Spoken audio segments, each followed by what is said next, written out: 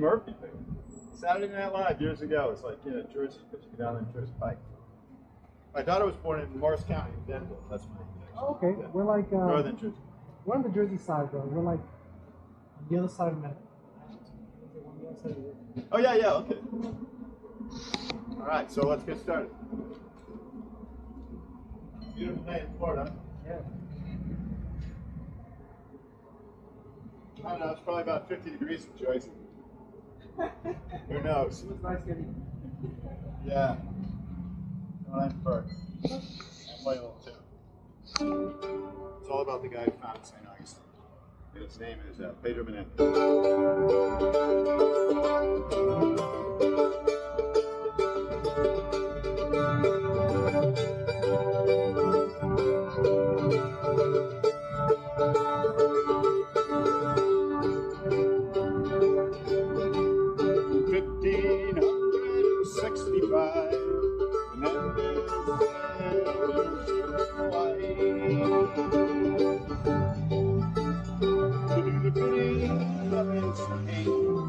Came here to found St. Augustine. We left Spain, many ships, only a few lasted the dangerous trip. The seas could be cruel, many lives could be lost on a great adventure.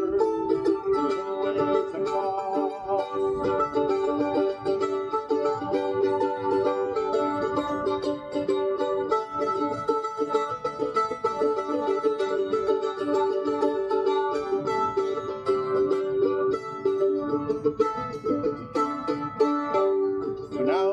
Tales of rich history that make La Florida a great place to be.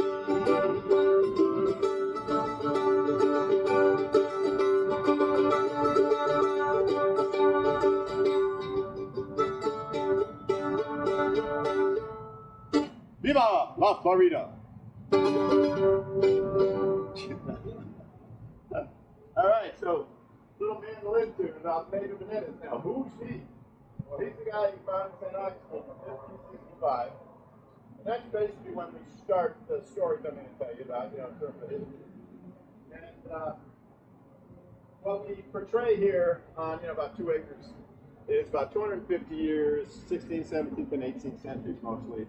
And so St. Augustine and Florida go through a lot of changes, right? So they start out with Menéndez as part of the Spanish Empire. So he was a Spaniard. He would have worn one of these helmets of the, you know, this is what the conquistadors wore, like Cortez and Pizarro, the more infamous ones, right, that were after the silver and gold of the Aztecs and the Incas.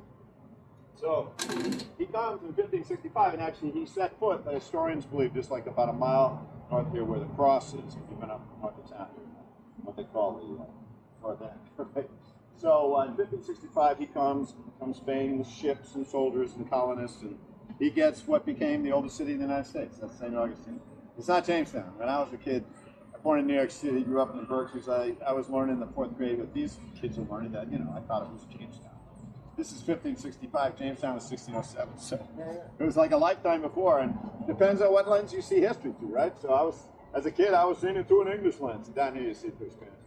So it starts with this famous Spaniard named Menéndez, and then he comes and he had some military things to do, but he also brought people who had skills, and so in the course of the tour we're going to do a little blacksmithing. That was one thing he was wise enough to bring, is because you come to the wilderness, you need iron goods to be civilized. I mean, simple things like nails, right? You know, you're going to build structures. So we'll do a little blacksmithing.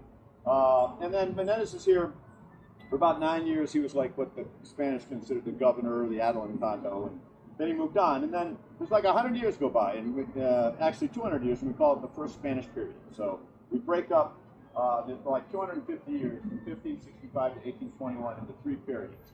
So the first one, called the first Spanish period, is 1565 to 1763, so almost 200 years. Fort gets built. The English were always trying to take St. Augustine from the Spanish. It was so strategic. You know, we'll talk about that a little bit of math later on. But anyway, first Spanish period. But then it's really kind of quirky part of history. In 1763, there's something called a 7 Years' War that ends. It's fought around the globe, and it involved a lot of these European countries. And England and Spain were on opposite sides. And during the war, The English took Manila and the Philippines and Havana, Cuba from the Spanish. Very strategic ports. You know, they're kind of rocking on the heels. They lost the war, and so they're trying to negotiate with the British. And they said, hey, how about we give you Florida? Seriously, they traded Florida to get those ports back. So, you know, after 200 years of Spanish, the British came. You know, the British are coming. You know, they came and they put their stink on the town for 20 years. We call that the British period. And the Spanish actually left because of religion. Because the Spanish were Catholic, the British were Protestant. You know, think about Hamas and the Jews. You know, nothing's changed in history. This is Christianity. People, you know, feared for their lives because, you know, they were from the other religion. So then, now it gets more interesting. So the British are here during the Revolutionary War. And King George, you know, is trying to prevent George Washington from, you know, creating the United States. And Florida stayed loyal to the king. So that's why Florida never became a colony. Everyone was a Tory or a loyalist to the king. And so, but the British lose the war. And so the British lose the war, George Washington wins, and now Florida's kind of hanging out there, and the British really aren't interested into it in Florida anymore. So they actually ceded it back to Spain for 37 years after the war. And so, like, Florida does this ping pong thing, you know, Spanish, Spanish, Spanish, Spanish, little English, then a little more Spanish, and then in 1821 they become a U.S. territory, so the colonial thing ends. You're into their own hobby. So don't worry, those are the only dates I'm going to tell you. So the fun things, we'll do some blacksmithing. I think I see some kids in there, but they'll probably be out of there soon. And then we'll go to one of the oldest houses in town, and it was built in 1740. Kind of imagine what a day in the life was back then when you didn't have electricity. You didn't have running water. So I do some of the tours with fourth graders, and I always have them go in the house, check it out, see what they think, come back out. Okay, would you rather live back then or now? And they all go, well, they're thinking, oh, there's no Wi-Fi. Wait a minute, I'd rather live now. And then the old guy goes, this is maddening. We're going to move here. So the old guy goes, oh, life was simpler back then. And actually, you know, more seriously, there's no judgment. I mean, life just goes on. It's just different. I mean, people didn't live as long. They're more focused. You think about these explorers that come over. I mean, they don't know what they're going to find. It's really all about survival initially. So at least you're more focused. And nowadays, you got artificial intelligence. I mean, I can't process everything. You know, it's like, who's to say? But anyway, so that's the second stop after the Blackman stop over there.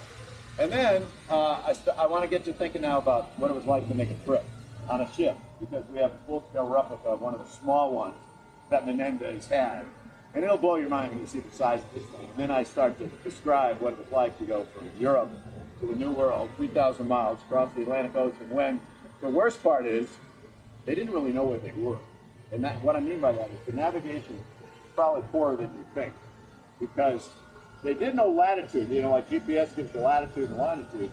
The longitude was a different story, so it wasn't as accurate, and I'll explain why. So in Europe, they had something called the longitude problem during this colonial experience, where the problem was, when captains didn't have good longitude, they were lost where they were, and run into rocks, get turned around in fog, go the wrong way, run out of provisions. So we'll just talk about some of the hardships of the journey, and then we'll go look at the ship, and then finally we'll fire a cannon.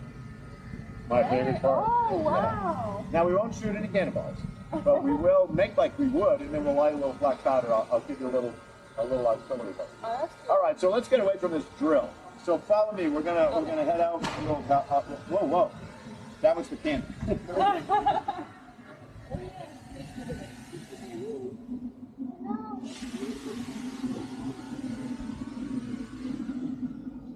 So just to give you a little lay of the land, if you go through here, like after the tour, you're in the Colonial Oak Music Park, and that's actually one of our restaurants. And like, they usually have entertainment, like what's tonight, Thursday. It's usually free, so you can get something to eat and sit, listen to music if you're in town.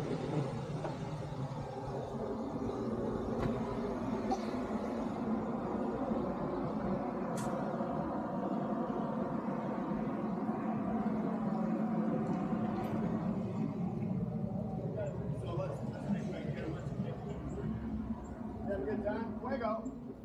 You say it? Fuego! Fuego! Loud smoke. See ya. Where are you going next? All right, good to see you. This is a big cannon over there. 24-pounder. That was a 3-pounder.